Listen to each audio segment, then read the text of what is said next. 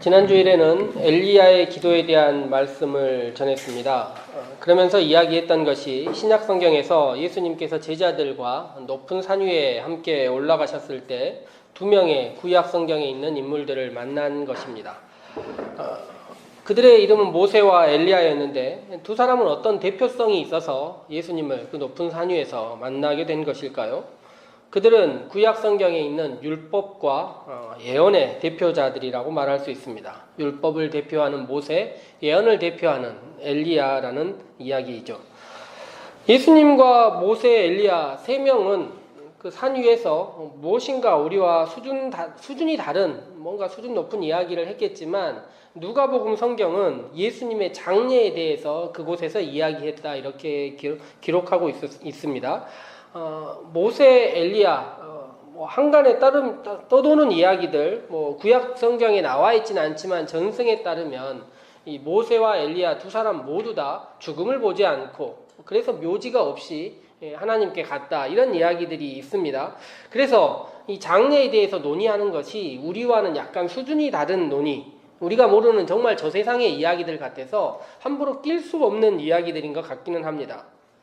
이 세 사람의 만남에 율법과 예언과 죽음이라는 특수성이 있기는 하지만 또 이들이 모두 구약 성경부터 신약 성경까지 보편적으로 가지고 있는 주제 하나가 있는데 그것이 그들 모두 기도하는 사람이었다는 것입니다. 능력을 가진 사람들이지만 그들이 또한 기도하는 사람들이었다는 것입니다. 근데 그들의 기도의 내용들을 이렇게 살펴보면 이들이 했던 기도의 내용이 더 많은 능력을 달라, 하나님 이렇게 해달라 하는 그런 기도를 하는 사람들이 아니고 그들은 극한을 경험하지만 능력의 최대한을 경험하지만 좌절의 순간을 경험하였고 그 순간들에 늘 기도하는 사람들이었다는 것입니다. 그러니 이 죽음에 대한 이야기와 기도에 대한 이야기를 함께 이야기하는 것을 보고 함께 있던 베드로가 함께 끼고 싶어도 끼지는 못하고 그 모임에 대한 약간 우러른 마음을 가지고 뭐라고 이야기합니까? 초막셋을 짓자. 그 모습 자체만으로도 무엇인가 아우라가 있었던 것처럼 보였던 것입니다. 구약 성경 내에서는 예언자들이 보통 하는 이야기가 특별한 상황과 위기의 순간에 그들이 하나님을 찾기를 원치는 않습니다. 특별한 일 말고 일상 가운데 하나님을 만나기를 원합니다. 그런데 예언자들이라고 해서 그런 말을 하는 사람들이라고 해서 일상 가운데 지치지 않느냐? 그렇지 않다는 것입니다. 그러니 그들의 인간적인 기도 이런 것들이 우리에게 감동을 주고 의미를 준다 말할 수 있습니다. 그것은 우리 신앙인들도 마찬가지입니다. 우리들이 삶에서 우리의 일상 가운데서 평안을 빌고 하나님께서 우리에게 늘 주시는 동행과 은혜를 구하지만 막상 우리의 삶은 일상이 힘들고 지치는 삶을 살 수밖에 없다는 것입니다. 엘리야가 지난주에 말했던 기도했던 상황을 보자면 그는 정말 죽을 것만 같았던 것 같습니다.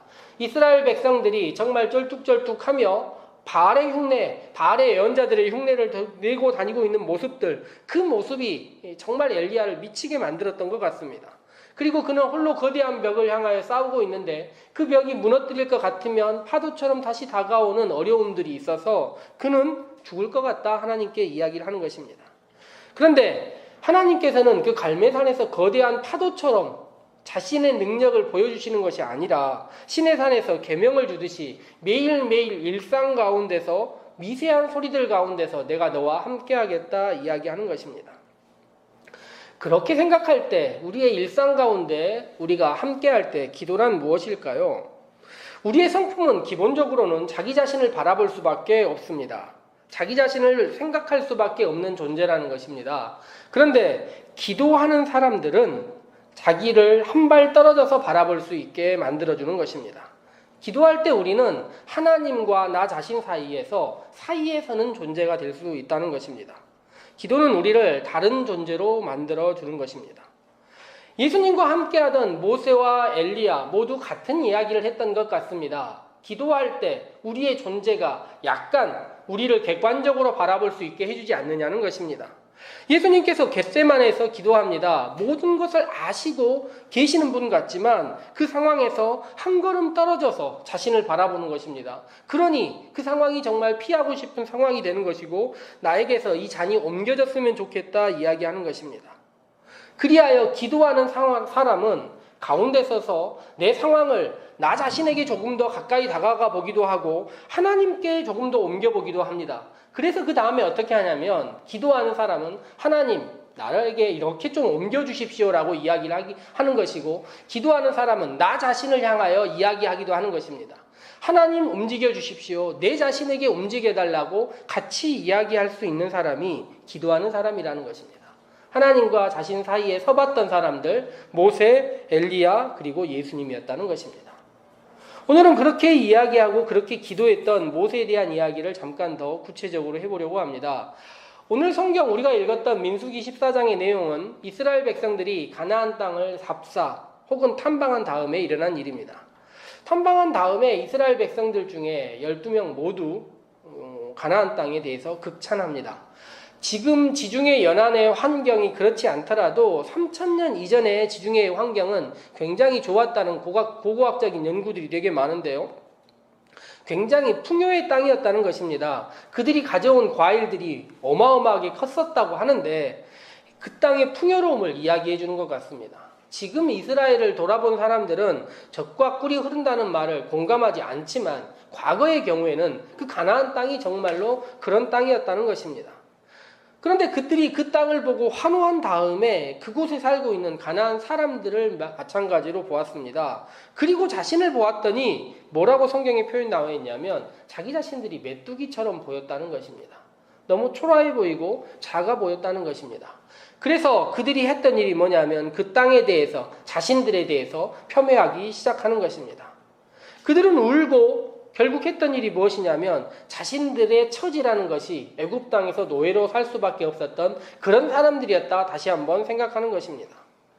그러나 세상 어디에도 타인의 삶에 종속된 존재로 살아가도록 만들어진 사람은 없다는 것을 우리가 기억해야 됩니다. 우리 모두는 하나님의 형상을 따라 만들어졌고 이스라엘 백성들은 자신들이 왜 태어났는지, 하나님께서 왜 자신들을 하나님의 형상을 따라 만들어주셨는지, 그리고 자신들을 택하셨는지, 그리고 그들과 함께 거주하면서 레위기 성경에 따르면 거룩이라는 말을 그들에게 주셨는지를 완전히 잊어버린 것 같습니다. 그리고 그들이 생각하는 것은 애굽밖에 없었습니다. 그리고 하는 이야기가 무엇입니까? 노예로라도 살기만 하면 된다는 것입니다. 타인의 지배를 받더라도 생존만 하고 있으면 모든 것이 가능하다고 이야기하는 것입니다. 그러니 성경도 역사도 사실 우리 오늘 살아가고 있는 우리에게 너무 많은 이야기를 해주는 것 같지 않습니까? 성경의 역사관이 직선의 역사관이라고 하지만 직선이라고 반복되지 않는 것은 아닙니다. 곡선처럼 원처럼 회귀해야 모든 것을 알 수 있는 것이 아니라 직선의 역사관 안에서도 이미 이루어졌던 일들을 바라보면서 우리를 돌이키고 우리 자신을 다시 한번 사고할 수 있게 해준다는 것입니다. 이스라엘 백성들은 이제까지 누가 자기 자신과 싸워왔는지, 매일의 양식을 주셨는지, 진지 가운데 어떤 성막이 있는지를 완전히 잊어버렸습니다. 눈앞에 보이는 자기보다 단지 외관이 큰 사람들을 봤다는 사실 때문에 모든 것을 잊어버린 것입니다. 그들은 이미 탈출했을 때도 비슷한 이야기를 했었습니다. 애굽을 탈출한 다음에 홍해 앞에 있었을 때 그들이 애굽의 군사들이 몰려왔을 때 뭐라고 얘기했습니까? 애굽에 매장지가 없어서 우리를 이곳으로 데려왔느냐 이야기했습니다. 하나님은 그들을 물에 잠기게 하셨고 그들은 찬양했습니다. 하나님은 높고 영화로우신 분이고 말과 그 탄자를 바다에 던지셨다.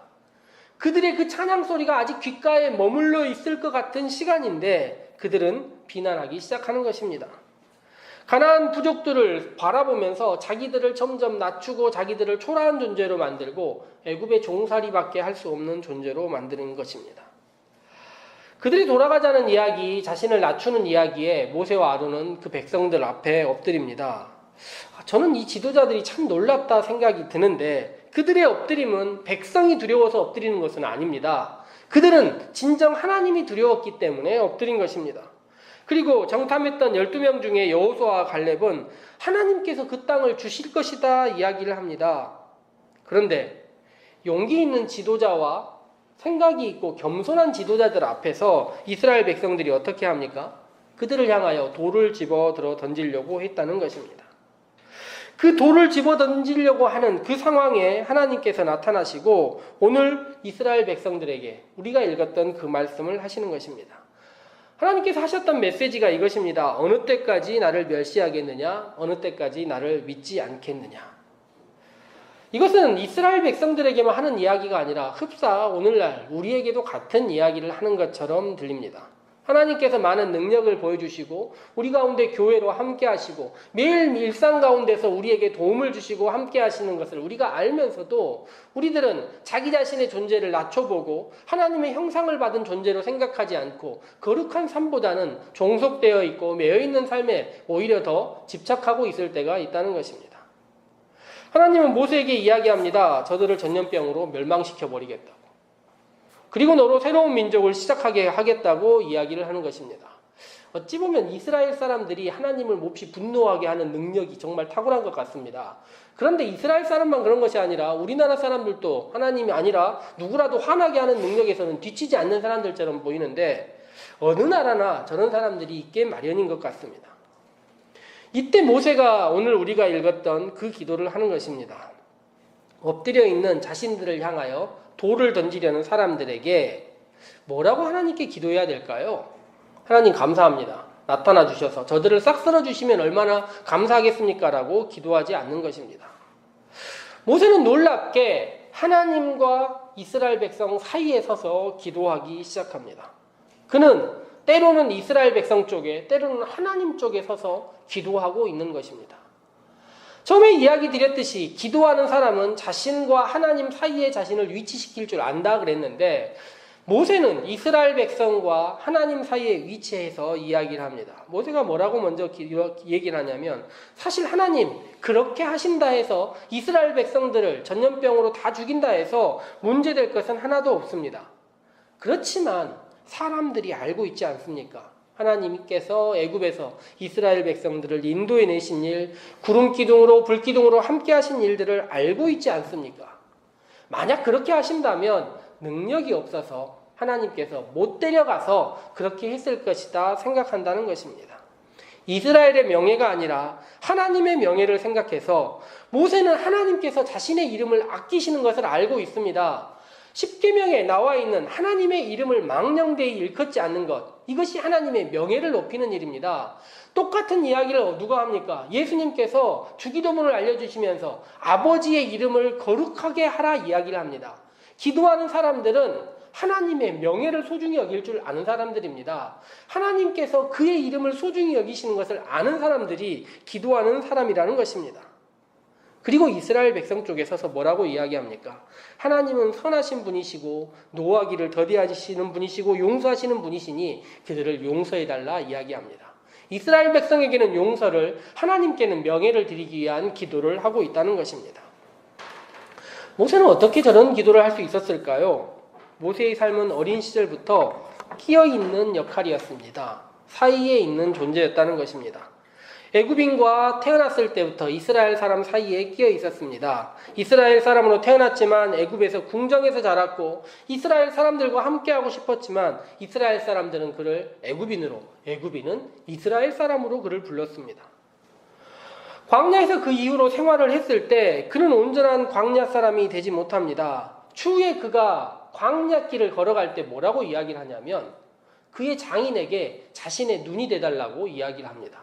40년간 함께하고 있었는데도 그 광야에서 어찌 보면 그 광야에 온전히 속하지 못하고 있는 사람처럼, 즉 유목민과 정착민 사이에 끼어있는 존재처럼 살고 있는 것입니다. 그리하여 그는 어디 사이에도 존재하지 못하면서 자기 자신을 잊혀진 존재로, 말도 하지 못하는 존재로, 추후에 하나님께 이야기하는 것처럼 저는 말을 할 줄 모르는 존재처럼 살아버린 것입니다. 그런 모세를 하나님은 애굽왕 바로에게 보내서 뭐라고 이야기합니까? 하나님과 바로 사이에 끼인 존재로 다시 한번 만드는 것입니다. 하나님의 말을 전달하라고 그러고 애굽왕 바로는 그의 말을 하나님께도 전달하라고 이야기합니다. 그 사이에 끼어있는 존재, 그 중재하는 존재로서 살았던 것입니다.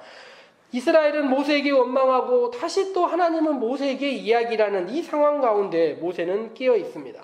그런데 그 사이에 끼어 있으면서 모세가 했던 일이 무엇입니까? 기도하는 존재라는 것입니다. 이스라엘 백성과 애굽 사람들과 이스라엘 백성들과 하나님과 사이에서 그가 할 수 있었던 것이 무엇이냐면 기도하는 존재라는 것입니다. 즉 모세는 처음에 기도하다가 그의 존재가 기도가 된 사람이라 말할 수 있는 것입니다. 저는 보통 모세의 마지막을 들어서 모세를 평가하곤 하는데 신명기 마지막 장에 보면 모세는 가나안 땅에 건너가고 싶어 합니다. 그런데 하나님께서는 안 된다고 이야기를 하세요. 즉 모세를 너는 네가 있으면 건너가지 못한다라고 얘기해 버립니다. 네가 건너가 버리면.